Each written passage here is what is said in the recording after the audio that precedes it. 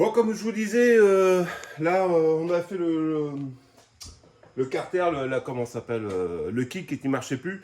Mais là, maintenant, il va falloir que je démonte niveau moteur parce que le scooter, il a roulé sans huile et ça claque et bah ouais, ça fonctionne, mais c'est pas optimal. Donc, on démonte tout ça et c'est parti.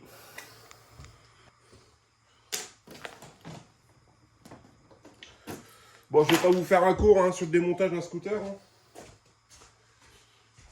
Vous savez comment ça se démonte quand même.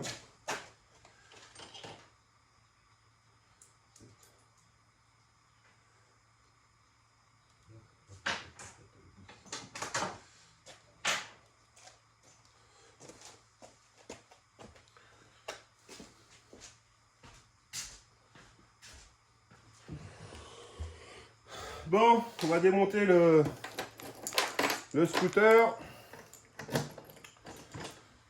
Bon, je vais pas vous faire spécialement tout en détail, hein, parce que je pense que tout le monde connaît un peu le démontage d'un scooter. Je pense que...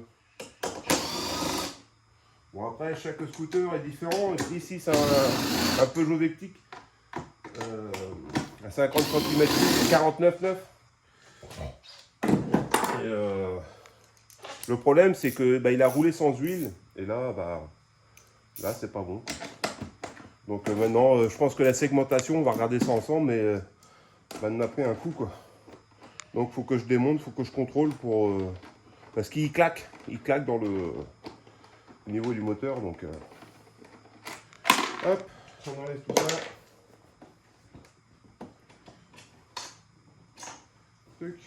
Donc là, c'est la selle avec le coffre. Hein. Hop.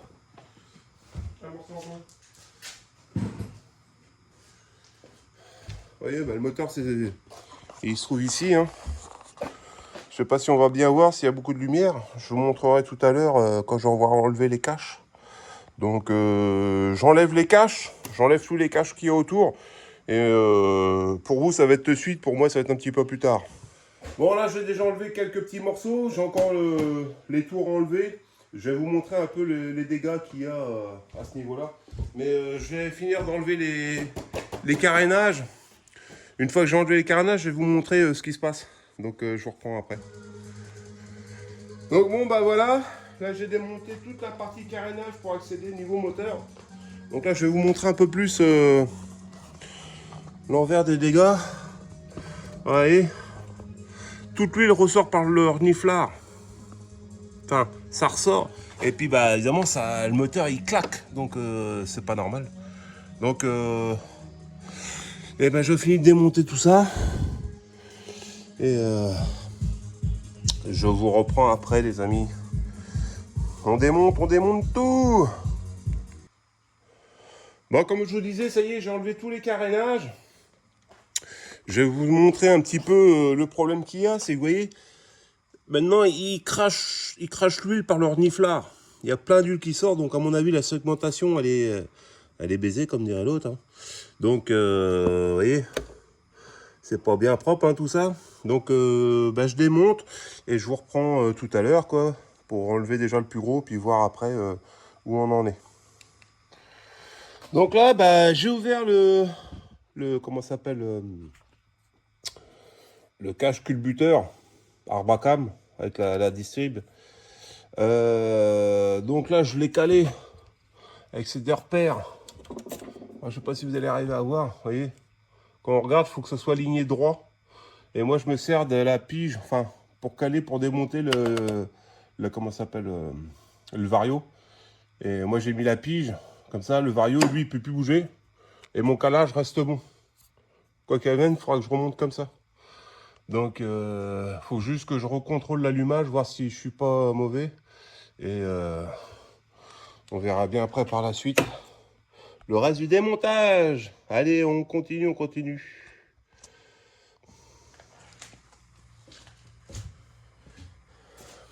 Bon là, pareil, on va continuer. Donc là, c'est du 10. On va enlever... Ah, faut que j'enlève le galet tendeur. Hop. La distribution. Alors, faites gaffe, il y a un ressort qui est qui est ici, je vais vous montrer quand on défait la distrib. Voilà. Vous voyez? Ça, c'est le ressort de la distribution. Donc, faut pas le perdre non plus. Hein. Impératif.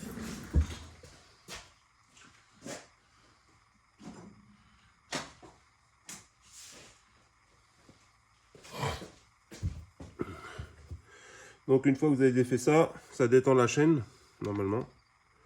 Voilà. Et on peut procéder au démontage.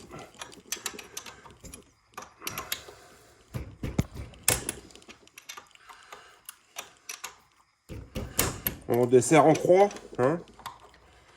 Normal, hein. Hop.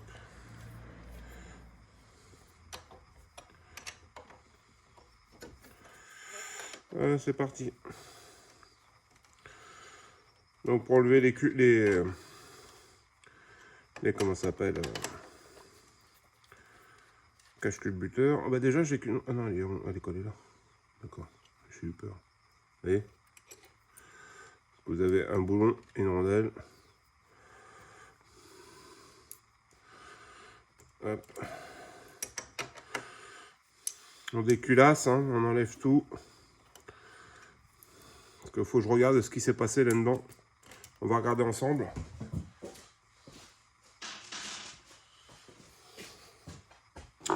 Alors, normalement, le galet tordeur.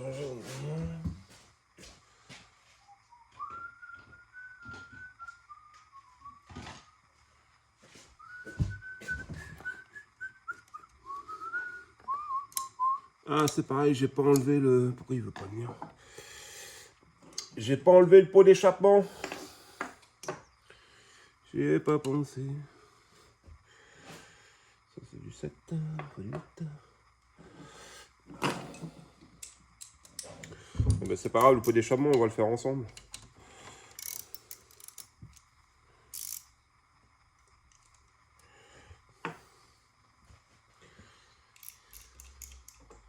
Bah, 9,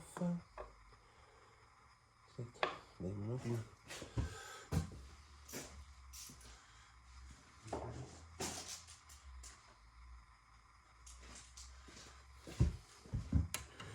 là, ce que je démonte, là, c'est le galet tendeur.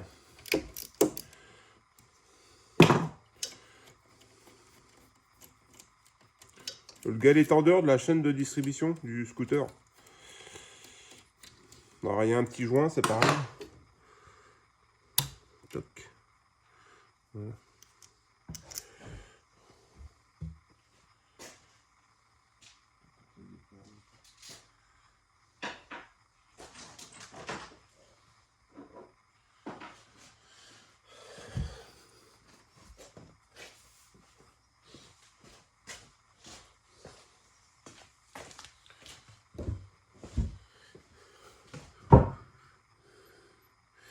Et ouais, le pot d'échappement, je l'ai oublié, lui.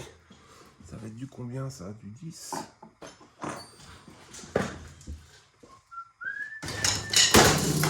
Oh, mince. J'ai tout fait tomber.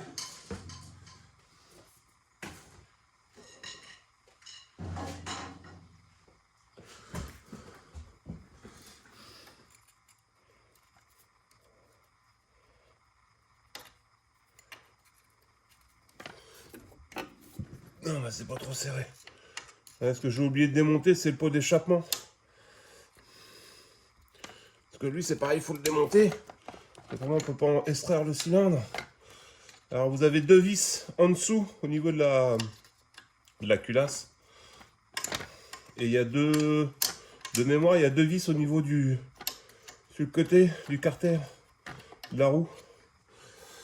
Du pot d'échappement. Normalement. Tac. Vous voyez, c'est des vis comme ça. Ça, c'est pour le pot d'échappement.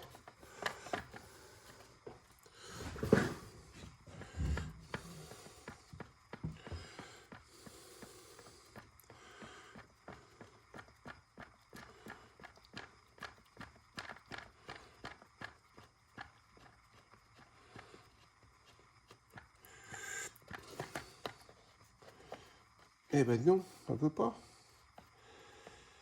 Elle est longue, hein. Ouais, je sais. Mais... Ah, à mon avis, c'est tombé. Eh ben, elle est tombée. On la récupérera plus tard, c'est pas grave. Donc ça, vous voyez, c'est bien gras, hein. Normalement, on n'a pas autant d'huile que ça. Il n'y a pas autant d'huile que ça. Et là, c'est du, je sais pas combien.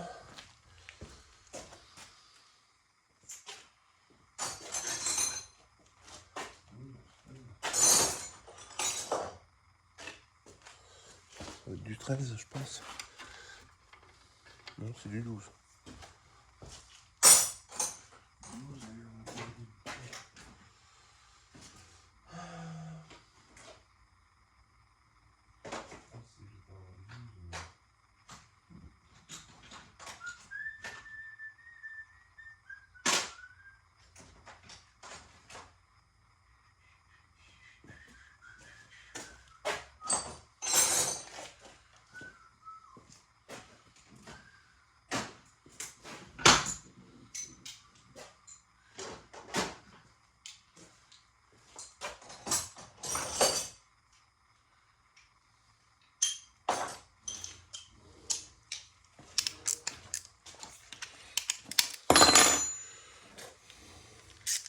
Vous voyez là, je vais desserrer les deux vis. Là.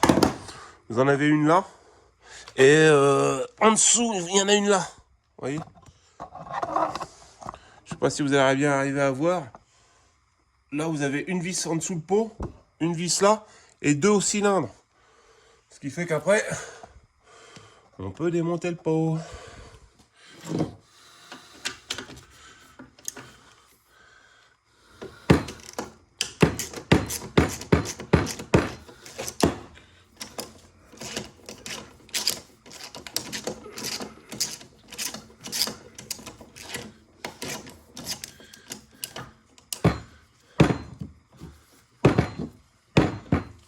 Hop, voilà déjà une.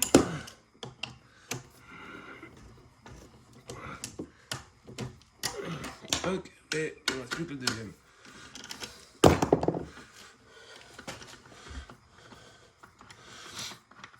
Et c'est pareil au niveau du pot d'échappement du cylindre, la culasse. Vous avez un joint entre le pot et le... Donc faudra le changer, faudra le changer, ça c'est sûr. Lorsque je fais les vis du pot, je les remets dessus, comme ça je sais qu'elles vont là. Les autres, je les ai enlevés, je les ai mis autre part, mais... Là, comme ça, je suis sûr de ne pas me tromper. Hop, comme ça, le pot, il est défait. Et j'ai perdu une deuxième vis qui est là. Hop.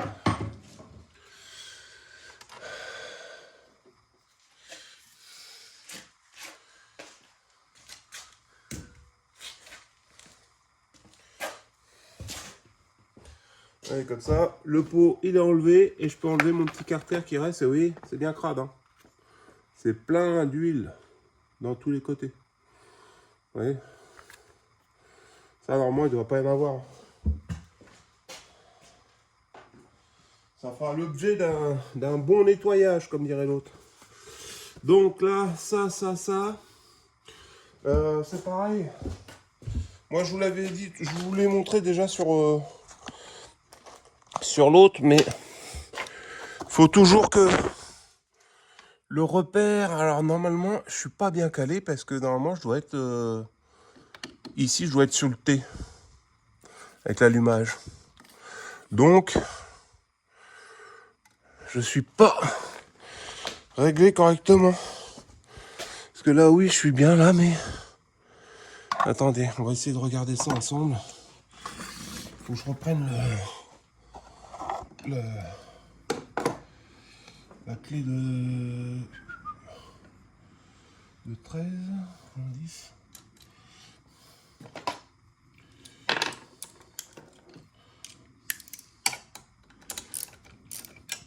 Parce que là, ça va pas. Je suis pas bon. Je suis pas au bon calage.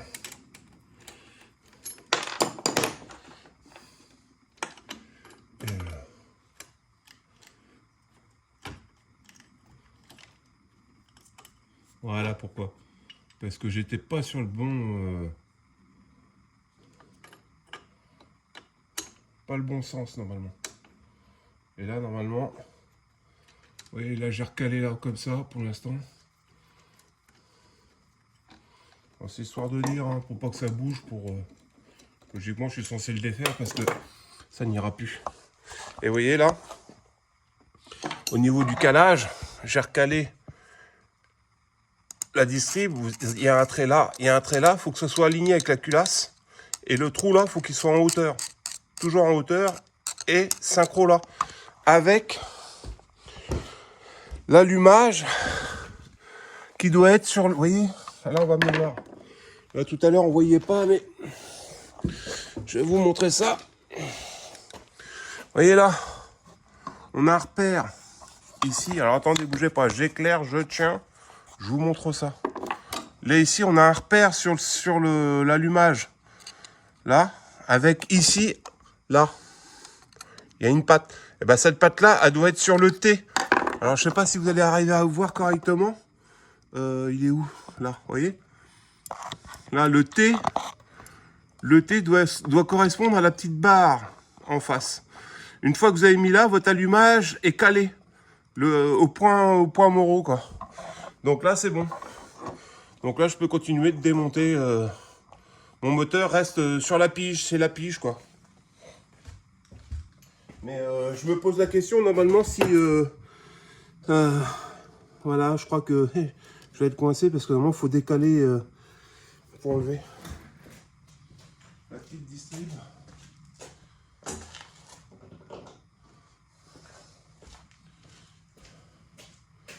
De mémoire, je crois que pour décaler ça, non, ça vient pas. Pour enlever la chaîne, ça va pas aller. Parce que ça va coincer. Voilà. Ah oui. Donc, normalement, ça, je peux l'enlever. Allez. Et c'est pareil, au remontage, le X toujours vers le bas. Le X pour les cache-culbutes, les comment ça s'appelle? Pour les soupapes. Avec les poussoirs hydrauliques. Enfin, les poussoirs de soupapes. Le X toujours vers le bas.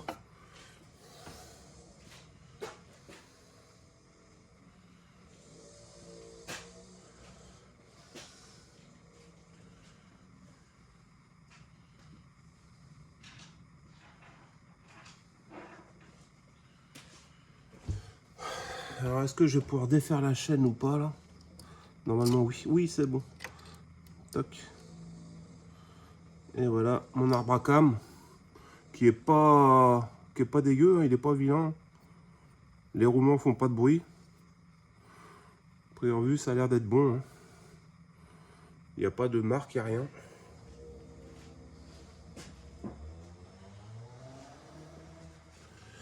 Donc après, pour la dépose de la culasse, eh ben, il me reste plus que 2 vis. 2 vis, vous voyez, je vais vous montrer vite fait. Il me reste 2 vis ici. Là. Une là et une là. Voilà, il reste 2 vis. Et une fois qu'on a déposé ça, on va voir ce qui s'est passé s'il y a de la casse au niveau du piston cylindre. À mon avis, ça doit être un segment qui a pété. Soit le segment de feu ou le racleur, parce que c'est pas normal que ça fume comme ça. Hop. Toc. Là, j'ai dit, je l'ai fait les 2 vis. Et hop. Et on va voir ce qui s'est passé là-dedans. Normalement, si je me suis pas trompé, ça s'enlève tout seul.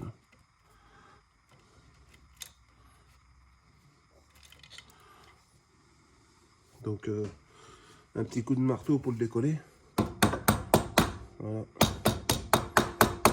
Donc là, j'enlève la culasse. Ah ben, il y a le piston qui vient avec. Enfin, la chemise qui vient avec. Hop. Donc, c'est normal. Hein. On tire. Et on va voir l'ampleur des dégâts. Ah bah voilà. Voilà la carence.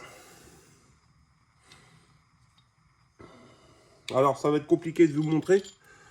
Je vais vous montrer quand même. Bah, le cylindre en lui-même, il n'a pas grand chose. Je vais vous reprendre sur l'établi. Alors attendez, bougez pas.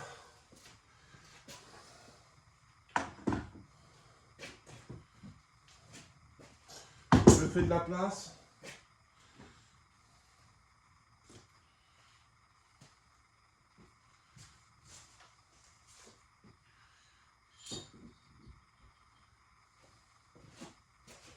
Donc mon diagnostic était pas mauvais. Hein. C'est bien ce que je pensais. Vous allez vous en rendre compte par vous-même. Hein. Je vais vous montrer ça. Donc vous voyez, je vais vous mettre un petit peu plus de lumière si on y arrive. Je vais vous mettre ça comme ça, si ça veut. Regardez. Vous voyez, je vais vous mettre là. Vous voyez le piston? Il est complètement mort. C'est pour ça que ça claquait et j'avais du mal à démarrer. Bah, et déjà là, il est très dur au niveau de... Alors j'espère que la bielle n'a pas pris un coup quand même. Mais le piston, il est mort. Je dirais même que... Non, ça va, il n'a pas perdu les segments. Bah, de toute façon, je le démontre et on va regarder ça ensemble après. Et le cylindre, je vais vous montrer le cylindre. Il n'a pas l'air d'être trop abîmé. Mais de toute façon, quoi qu'il vienne, je vais changer piston, segment. Ah, excusez-moi pour le cadrage, mais vous voyez, la chemise n'a pas... Ah si, il y a des marques. Vous voyez. Ah voilà. Là, on voit bien. Et voilà. Voilà le problème de rouler sans huile. Voilà. Piston, cylindre, mort. Donc bah voilà. Et ben je vous reprends dans 30 secondes. Je démonte le piston. À vous les studios. Donc là, bah, pour le piston cylindre, c'est démonté, mais le piston, j'arrive pas à l'extraire. Donc il est bloqué. Il faut que je trouve une solution pour l'enlever. La prochaine vidéo, parce que la vidéo va s'arrêter là, le temps de commander les pièces, de les recevoir. Je vous referai une vidéo du remontage du scooter, voir si on arrive à régler le problème. Si vous avez des questions, n'hésitez pas, commentaires, mails, je suis là pour répondre. Et bah, pour l'instant, on va s'arrêter là. Donc je vous dis à la prochaine. Allez, ciao!